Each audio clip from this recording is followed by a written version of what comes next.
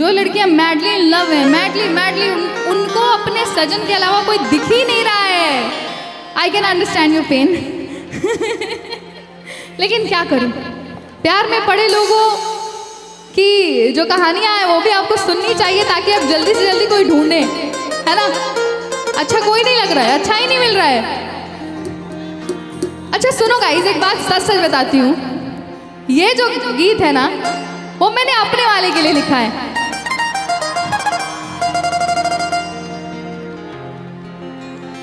अरे हमरा नजर से जे देखबा तो हमरा पिया जी के, हमरा नजर से जे देखबा तो हमरा पिया जी के, हो पिया जी देखे देवता की सूरत पिया जी की, देखे देवता की सूरत पिया जी की। ना कोई ऐसन बादशाह है तो ढूंढा दिया लेके, ना कोई ऐसन बादशाह है तो ढूंढा दिया लेके, हो दिया लेके। बड़ी मोहनी मूर्तिया पिया जी, बड़ी मोहनी मूर्तिया पिया जी, लगे देवता की सूरत पिया जी के, लगे देवता की सूरत पिया जी के।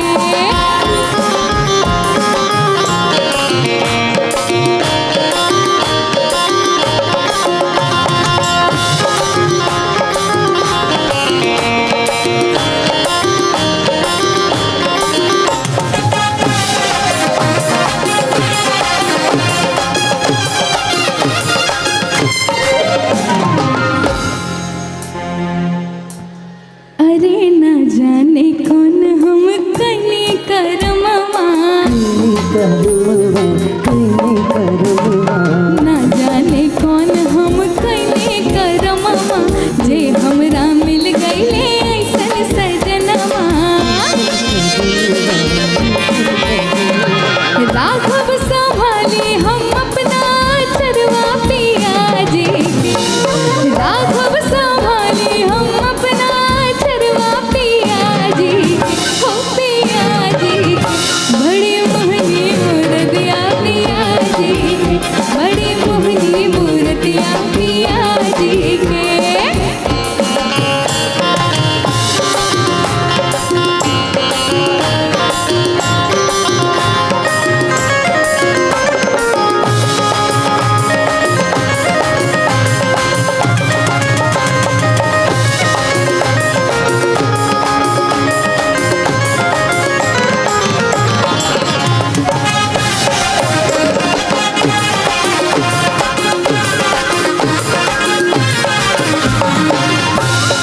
अच्छा कभी ऐसा देखा है जब भी आप अपने पार्टनर के साथ कभी वीडियो डालते हो या फिर कोई भी प्यारा कपल वाला वीडियो जब भी हम देखते हैं तो कमेंट सेक्शन में लड़कियां पूछती ज़रूर हैं कि बहन कौन से मंदिर गई थी।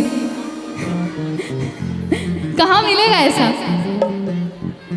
अरे पूछेला लोग कौन मंदिर गई रहा लोग, पूछेला लोग कौन मंदिर गई रहा लोग, पावेला कौनो व्रत कैले रहा लोग।